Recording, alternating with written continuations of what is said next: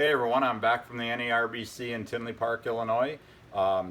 Great show. Thank you for all my customers who made it that way. It was a fantastic show for us. We sold a lot of ball pythons and a lot of geckos too. I was really happy about that, and it inspired me to pick up a few new snakes. I've been collecting ball pythons and breeding ball pythons for a long time, and I've always geared more towards the really high contrast, really brilliant colored morphs, like albinos and lavenders and pieds and things like that, bananas, coral glows. And I kind of missed the boat on a lot of the more subtle genes, not really thinking or having the foresight to realize the effect that they could have on some of those other genes that I've had, like the bananas and albinos and clowns and things like that. So I've been making it a point over the past year or so to pick up some of the more subtle genes and add them into my collection. So these are a couple pickups that I just got. These are from Mike Brizzy, and they are Mahogany Het Pieds. I decided to pick up a pair of them. I only grabbed a male initially, and then I started thinking about it, like, man, I want to make that Suma pied, so I decided to pick up the female too. So mahogany's, it's obviously, not a normal, it's a darker gene, but it's not one of those things where if you look at it, it just immediately pops like, wow, that's a really impressive animal. But over the years, I've kind of started to think the possibilities, what happens if you add that gene into other genes? There's so many different possibilities with all these things, and you don't really know how a lot of these genes are going to interact with each other until you do it.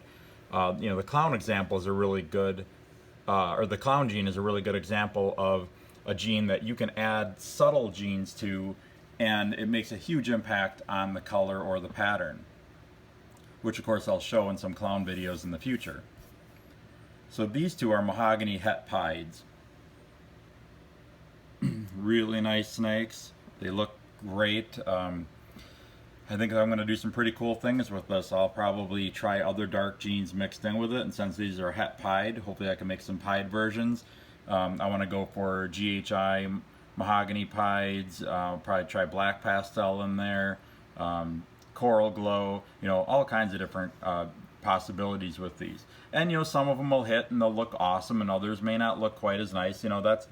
That's the risk that you take when you combine different genes together. You never really know for sure what you're going to get unless somebody else has done it already. And then, then of course you can kind of expect certain results. So anyway, these are my Mahogany Het Pieds. These are from Mike Brizzy. His booth was right behind mine at the show, so it was very convenient to go and check out all of his stuff all weekend long. It's about as far away from my table as I could get most of the weekend. Okay, I'm going to put these guys back and show some more. These two little guys here just had their first meals. These are red stripe het clowns. Now, unfortunately, I'm not going to be able to show you combos with a lot of these things because I just got them and I haven't had a chance to produce any combos yet. But red stripe het clowns, of course, make the magmas and other combos with them. So really good possibilities with these. I've got tons of different clown combos that I can breed these to. Whenever possible, I always like to get things in pairs, because then I've got a female that I can breed to some crazy multi-combo male, or I've got a male that I can breed to some crazy multi-combo female. So it allows me to work on projects from two different directions. And of course, if I bred the male to some other combo female and I got a red stripe clown combo, I could breed that back to the female to produce super red stripe combos, clown combos. So those are regular red stripe clowns, and these are from Doug Knacker.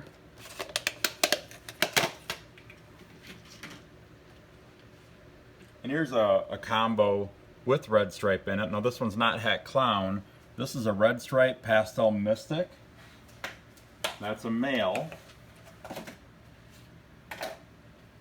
And this is a red stripe pastel mystic female. Really does some interesting things to the color and the pattern, and a lot of blushing in them, brightens the colors up, just adds kind of a different different coloration. If you look at a regular pastel mystic, which unfortunately I don't have any that are about the same size here right now, but that's a fairly common gene, so a lot of you probably have seen those already. These are a lot more colorful, quite a bit different looking than the regular pastel mystics. And like I said, these are not het for anything. I just wanted to get red stripe in my collection. Like I said, that's a more subtle gene that I kind of missed the boat on to some extent, and I decided to catch up by adding a few. So these are the regular red stripes. I mean, they're het clown, but you know, they look just like normal red stripes. And these are red stripe pastel mystics, and these are also from Doug Knacker. He doesn't produce a lot of ball pythons, but he produces some really interesting, really cool stuff. I've actually got a few snakes from him, and he's gotten a few things from me too, and he lives locally to me, so very convenient. I see him all the time. I believe this one, yeah, this one's the female. Just getting them put back in their own containers. I want to make sure that they're going the right ones.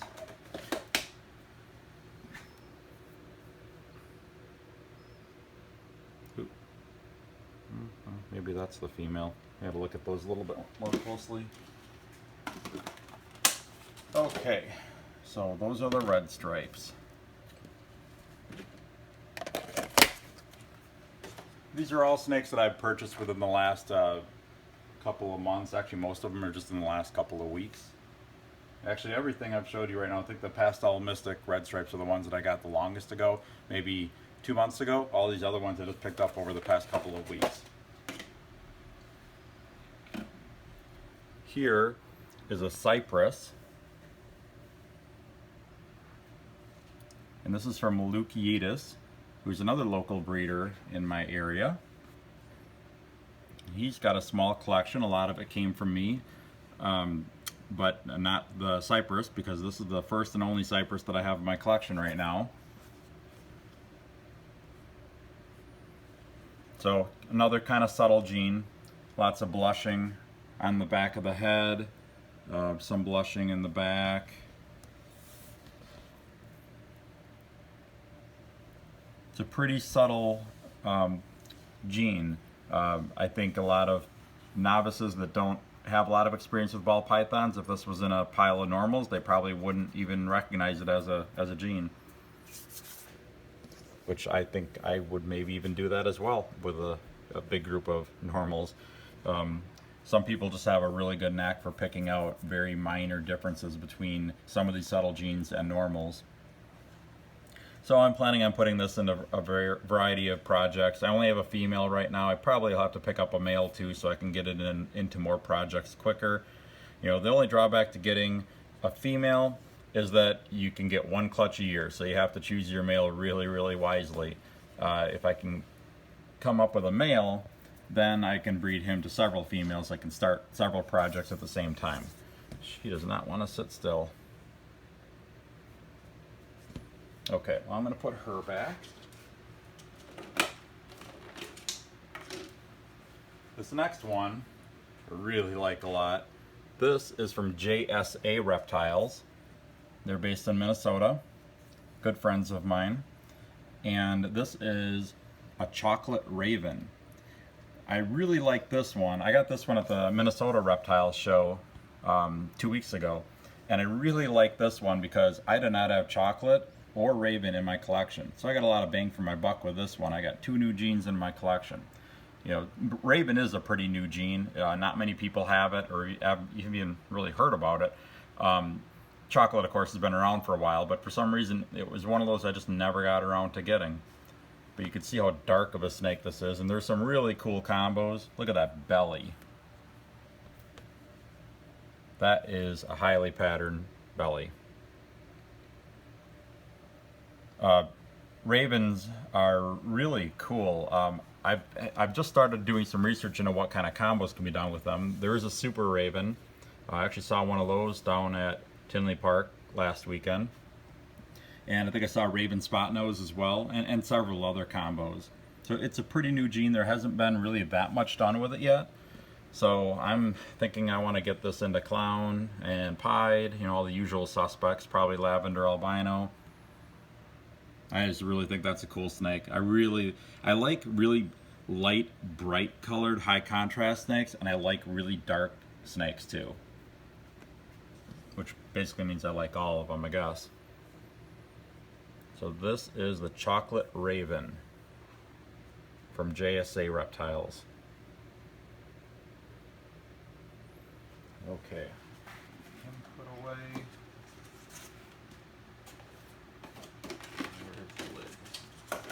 Okay, so the next ones I'm going to show. First, I want to show a couple of breeders, and then I'm going to show the results of what I got from them. About a year and a half ago, I bought this guy. He was a lot younger when I got him. This is an Enchi Asphalt. Asphalt is part of the yellow belly complex, like gravels, sparks, specters, and yellow bellies. And it's very similar to a yellow belly. It's really difficult. Like if you breed an Asphalt to a yellow belly, if you get Asphalts and yellow bellies in the clutch, you're gonna have a really hard time, probably an impossible time, knowing which ones are which.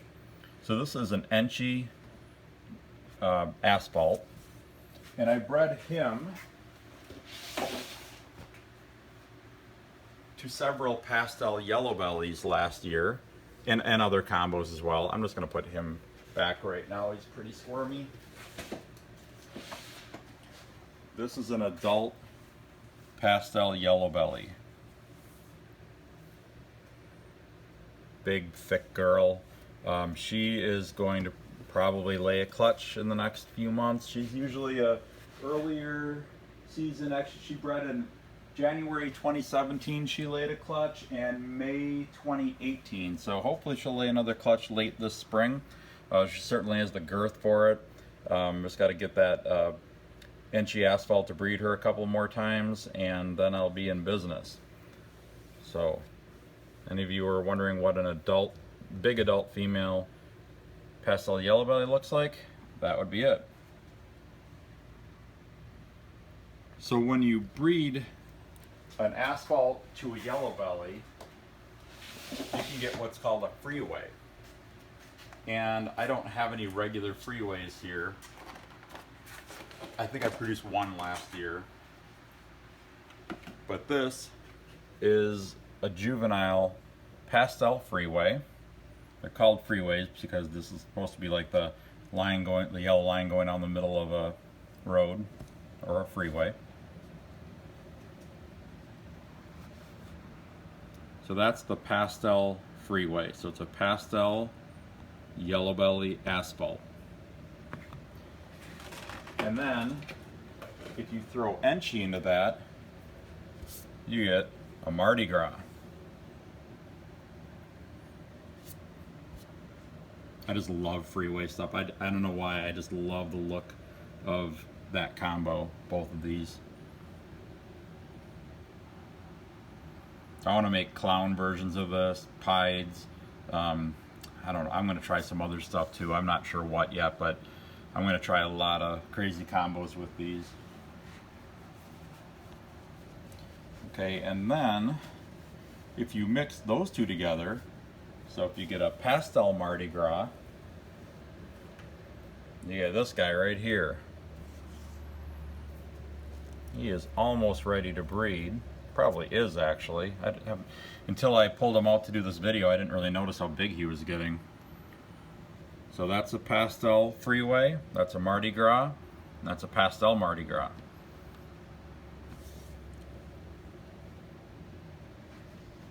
I love them. I don't know. You can probably tell how excited I am about them. I think I love these combos. Come on, stay over here. These guys are all quite a bit less than a year old. They're probably 6 to 7 months old, maybe 8 months old.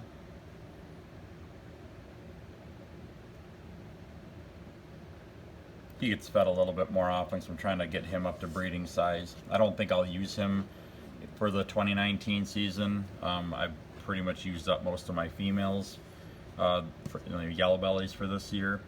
But if you bred him to a yellow belly. You could get pastel ivories, regular ivories, freeways, pastel freeways, Mardi Gras, you know, and other combos. But yeah, you can get both ivories and freeway combos out of them.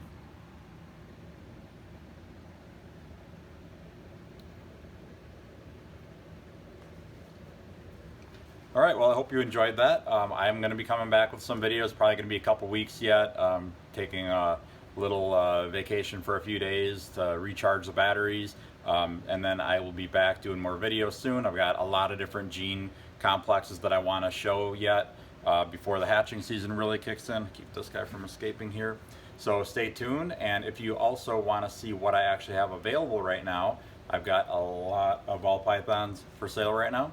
So if you'd like to see what I have, make sure to visit my website, royalconstrictordesigns.com, and I will see you soon.